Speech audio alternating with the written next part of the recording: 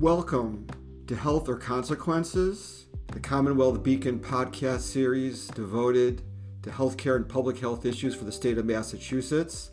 I'm Paul Hattis from the Lown Institute, here with my co-host and colleague, John McDonough from the T.H. Chan Harvard School of Public Health. We're delighted today to have a three-peater, Senator Cindy Friedman from the 4th Middlesex District, and she also, relevant to our discussion today, is one of the co-chairs of the Joint Healthcare Financing Committee of our legislature. We did invite both Senator Friedman and her colleague, Representative John Lawn, to come on and have a discussion today with us about current health policy issues. We never heard back from Representative Lawn, but John McDonough and I thought it's so important to have these issues out front of our podcast listening audience today that we're delighted to have you, Senator Friedman, with us to have such a discussion. So welcome. Thanks. Hi, Paul. Hi, John. Nice to see you again. Welcome, Senator. Thank you for being with us. We really appreciate it. So let's start with a question on Steward. 5 of the 7 hospitals have been sold to local nonprofits. 1 is still in process. Norwood Hospital is now owned by a real estate investment trust with an uncertain future. Kearney and Neshoba Valley are still uncertain, and the doctors group connected to Steward is about to be sold to a private equity firm by the end of the month, it appears. What's your sense of what is immediate and important now, if anything? And at this point, can we draw any lessons from this whole Steward catastrophe to advise the Commonwealth in terms of our healthcare future? You know, Steward is the poster child for what happens when you have an entity like private equity and an entity like healthcare try and merge, right? Because each of them have a very, very distinct goal and set of missions and drives, and they do not connect. Private equity's job is to make money for its investors, and healthcare's job should be to deliver care directly to patients. Those two things, what we're learning is that they're very rarely do they coalesce. And so I think that what we have to understand and that we have to act on at our own peril if we don't is how do we manage money for profit and private equity in our healthcare system. I just reviewed with the Health Policy Commission their process for an MCN with Kinderhook, or actually I think it's Rural Health that's taking over stewardship, the doctors. And frankly, I have very, very serious concerns. I think HPC did a great job. I think they did everything they could do within their authority to understand how this was going to work for the residents of the Commonwealth. This reminds me of 2012 and 2014. I mean, Steward did not come into our state and say, we're going to do everything we can to destroy your healthcare system. We're going to take all the money we can out of this and leave you all, holding the bag. That's not how they started. I have no information or no evidence that rural health would do something, would be a steward, but we have no protections in this state if we get a bad actor. And I think that's one of the things that the Senate healthcare bill is trying so hard to do. Give the state some of the tools that we need to protect our residents and our providers in delivering care. And we've learned that from Steward, and we don't do something about it at our own peril. Is this a point of contention between the House and the Senate, the way to do this? Is this one of the central points, or is this not one of the issues and it's other issues that are confusing the legislative process or making it difficult? I don't know how the House feels about it. What I know is that the Senate feels very strongly that we have to have something in a healthcare bill that begins to address the issues around private equity, and that is a very, very important piece of this. In fact, it's critical. And so that's where we are in it. I don't know how the House feels about that. So I can't speak on them. So when these disruptive events happen, and they happen periodically in any healthcare system, including Massachusetts, just remembering back in 2000 when Harvard Pilgrim Healthcare almost went bankrupt.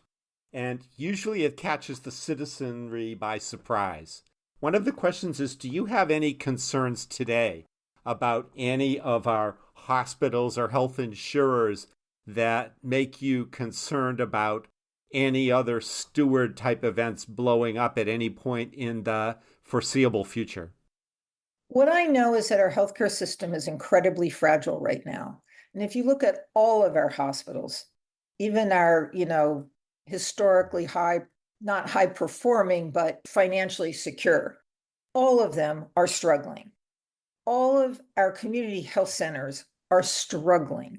And I don't mean just, we're trying to clean up little pockets here and there. They are really struggling. The cost of healthcare is just beyond what anyone, I think, had envisioned it would be, and especially it would be since COVID.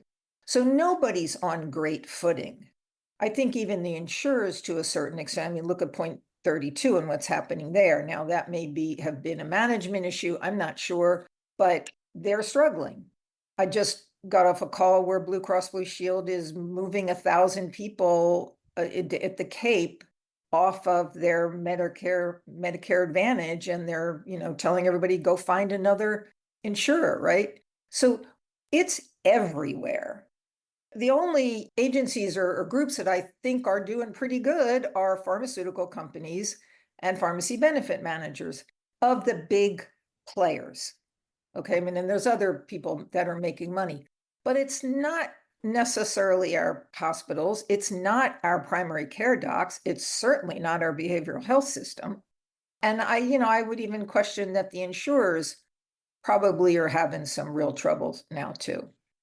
Senator, let me dig into a little bit more about, the things that you've mentioned so far, which include, worries about private equity and vulnerable providers, and, for example, pharma doing well when others aren't. Many people listening here were watching to see if the legislature was going to pass some sort of healthcare reform package that might come out of the negotiations you conduct with Rep. Lown and others on the Joint House-Senate committee in late July. There was no agreement between the two to finalize a bill. In fact, while there is some overlap between the two, as you've noted, there are even some differences in each's approach to what ought to be in such legislation. Why didn't the process succeed this past summer? And I've noted that, Speaker Mariano just a day or so ago noted that it's still under discussion whether in this interim session before January you might come together. And he mentioned that whatever horse trading might need to happen is not lining up. What that means, I'm not sure. Maybe you've a thought. What are the prospects now for action on a bill before January? All I can tell you, Paul, is that the Senate, I talked to the Senate president about this a lot, is we've made, we've reached out. We really, really want to get something done. This stuff is complicated. It's really complicated. We are ready to engage in, deep and thoughtful conversations to understand where we both are and what our priorities are. But we're really pushing to get something done. We're in a really, really bad situation in healthcare, and we have to, I think, we have to do everything we can to make sure that we start to turn the tide on this. And we have an enormous amount of money in this system. It's mind-boggling how many dollars are in our healthcare system. And we've got to figure out how do we move those not add healthcare dollars, not add more money, but how do we shift the dollars so that they go into the right care at the right time that people need them. And it means that everybody has to put skin in the game. We're not asking people to not make a profit. We're not asking people to not be out there and, building companies and doing great things. But at some point, if it becomes so imbalanced that people can't afford the fundamental basics of healthcare, it doesn't matter what you're making or what you're delivering because nobody's going to be able to afford it or no one's going to have access to it. And I'm really concerned that that's where we're going. We are really committed. The Senate is really committed to sitting down and trying to figure this stuff out. Well, I imagine our listening audience would love to hear about the sticking points if you want to talk about those. But whether you do or not, is it possible that we could see a bill before January in the areas where there is agreement and leave some of the complicated areas where you are that are under disagreement, out of the bill? Well, I think that the question becomes what is really important? There are things we agree on. Is that going to make a big enough difference that you want to give up on those pieces that are crucial or of high priority for you? I would argue that if we don't kind of bring pharmaceutical companies to the table under cost trends in a very meaningful way, I think we're missing the mark, right? Because right now they are the largest grower of health dollars, right? So I do sense that is one of the sticking points, I guess, as you're commenting on it. If we don't have some way of starting to give some real enforcement when private equity wants to come into the state and take over a provider organization or a hospital or a clinic, we can say we don't want them to do that. But if we don't have some kind of way of handle of enforcing protections from this for the state when that happens, I'm not sure what we would be doing that would be meaningful. But on the other hand, the House did a lot of work around PBMs. There's a lot of good stuff there. That is very important for us to do, but not alone. So, one of the things that Paul and I have noticed in both the House and the Senate bills is the revitalization, resurrection of statewide health system planning, something that the state essentially stopped doing in the early 1990s. Can you share with us your aspirations and hopes and desires about if that were to happen, what that might look like and how it might differ from what some of us remember from the 1970s and 80s on it? So I've been working on this for a long time, this particular piece, because I'm of the opinion that if you don't know what you have, you can't possibly understand what you need. And what I've seen is that we do a lot of healthcare response piecemeal. These guys want to close. This place wants to, they want to stop doing maternal health. We have all these little things. And we have no way of looking and saying, okay, what happens if the Leominster community loses their maternity ward in the hospital? I mean, nobody wants that to happen, but we can't even understand what we have and so what we would need to replace that with, okay? And the show was closing. What does that really mean?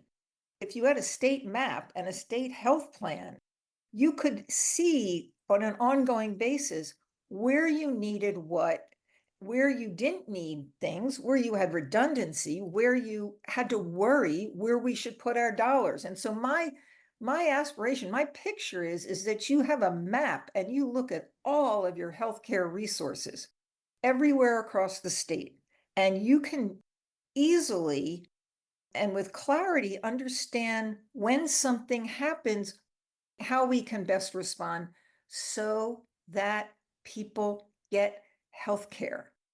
That's what we're trying to do. That's the number one goal. Can I get the health care I need? And so I think having this health plan will allow us to do that. Now, it constantly has to be updated. We need good technology to keep this updated, but we also need to know who are our doctors? Where are those practices? Who's doing business in Massachusetts? Where are they? What happens when a pediatric practice closes? What else is around there? So it really is very detailed. And it is for the purposes of being able to make sure that we're delivering the best care we can. It seems to us, Senator, that lots of folks in the Senate and the House are very enthusiastic about this. Are you optimistic that this is probably going to be part of any agreement that ultimately happens? I think so. I mean, I would certainly hope so. I think it's just one of the critical pieces that we need, and we're flying blind if we don't have it. Senator, it seems that both the House and the Senate, in their respective bills, want to give the Health Policy Commission additional regulatory authority. Where do both sides agree in that particular realm, and where are there differences at this point? Well, I can talk about the Senate. I do believe that we need to give the HPC some more authority in terms of, when we get entities that don't want to play, or when, we have certain requirements and processes and they don't feel like they don't want to contribute to that, like in a PIP or when we do a market conduct, an MCN. So I think what the Senate would like is for the HPC to be more, to have more of a voice when there is a determination of need or when there's a provider organization that comes in to buy a practice. Okay, I think the Senate believes that the HPC needs to be able to set conditions. If those conditions aren't met, or if the entity does not want to engage in that, or make, that they have some ability to say, okay, we think this is not good for the Commonwealth and we don't want to move forward. But I think we do need an entity. We need some entity or group that is tasked with evaluating what is happening in the marketplace and having some real say in whether or not that is something that is going to benefit the people of Massachusetts. And so, we see a more connection between the HPC being able to make conditions in an MCN, being able to work with the AG to ensure that they're legal, that they, hold, that there's not a conflict in 93A, and to be able to have some enforcement mechanism of that. So we'd like to give them, I think they need a little more authority. They've been great at giving their opinion, but then we don't have to listen to it. So it's like. Well, in that regard, if they do get more involved and have some real worries about things, in the mix in the legislation was a possibility of then strengthening the Attorney General's hand to use the HPC report to potentially go into court to stop a bad transaction. Do you favor giving sort of more weight to the HPC's findings for the AG to use in that sort of way? Yeah, I mean, I think my understanding of that is it's a presumption, right? And so my Right, understanding a rebuttable presumption. So it's not automatic, but so it's but at not least automatic. It's I think, the way I look at it is, okay, we don't have to start this all over again. So I think it looks much scarier than it is. I think it's just that that the AG is able to use that information without discovery again, right? Having to start again. So I don't have trouble with it. I think we can go either way, but I don't think it's particularly bad. It reads sort of what, we're going to presume that you've done something, but that's not really what it's saying. So I feel pretty comfortable with it at this point. So, Senator, this past term, 2023-24, there have been a lot of successes and victories by the legislature on a whole host of policy matters. And when we came to the end of July of this year, there were a number of major bills that got not passed, and there was a lot of public criticism about that, including the health care bill itself that a lot of people had been anticipating. There was also the question 1 on the ballot of the state auditor to audit the legislature, and it's been a period of some criticism of our great and general court. Wondering if you have any thoughts about the process from here in terms of potential legislative process reform. Is it needed? Is it not? And How do you look at this in the context of the healthcare bill that wasn't able to get done? I think the Senate has an openness to ensuring that there is transparency. I mean, we've always been comfortable with publishing the votes of a committee. We have rules around how long before a bill can be taken up. We've done our financial audits every year, contrary to what the auditor has said.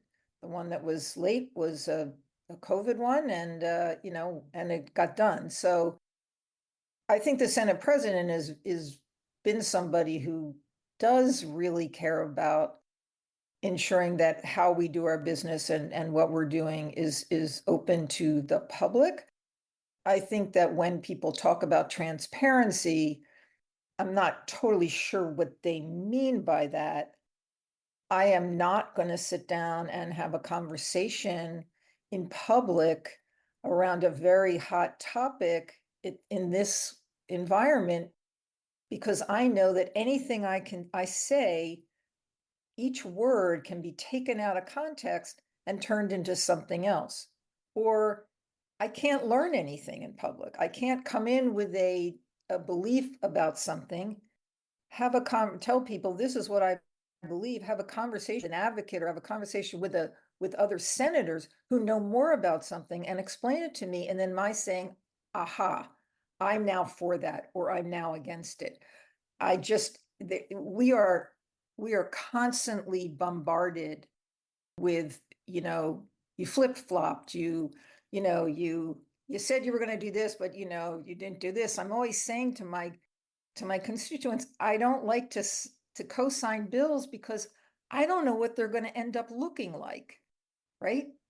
I file a bill, I get a bunch of co-sponsors, but that bill, when it comes out could be completely different. So, there's the theory, there's the ideal, and then there's the how do we actually do our jobs? And I think we're trying to find a good balance between those two. And in this world, it's not easy. Do you think the Senate gets unfairly paired with the House? Of course I do, John. Finally, Senator, we're a little over a week away from a federal election, including electing the president. In terms of its impact on the Massachusetts healthcare system, what's going to be the biggest difference between electing a President Trump versus electing a President Harris, and what should matter the most to us in terms of the outcome of that election? Well, this state is incredibly dependent on federal dollars. And we have a healthcare system, a Medicaid system that is really something to be proud of. It's a model of good healthcare. Not perfect. There's a little thing, but fundamentally, in terms of values and in terms of benefits and in terms of really understanding what people need, it's first rate. All of that is in jeopardy because we need the agreement of the federal government, to do what we do with those dollars.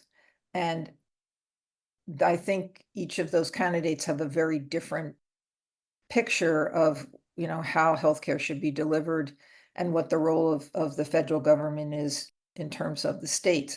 We also have done pretty much everything we can do to protect ourselves in this state, in terms of pre-existing conditions requiring benefits for pre-existing conditions. We've done provider protections. We've done what we can around maintaining preventative care, that ARPA currently provides. We don't have much more we can do as a state to protect ourselves if the government were to say, we're not spending any more money. We're not going to put any dollars into healthcare. I mean, I think that's the big piece. And then also, the other piece is, are we going to have any kind of restrictions or controls over, the big healthcare drivers, pharmaceuticals, the 340B program, the Medicaid rates, ERISA. I mean, all of those are things that are going to, that are in the hands of the federal government, and we don't have a lot of control over it. And I think it will very much matter who's in the White House. Senator Cindy Friedman, 4th Middlesex, thank you so much for joining us today, and we look forward to having you back. Last time was 4 years ago. We don't think we want to wait so long. Next time is too much happening too quickly to not have you back soon. Thanks again. Super, Senator. That was terrific. Thank you very much. It's really great. All right. Thank you.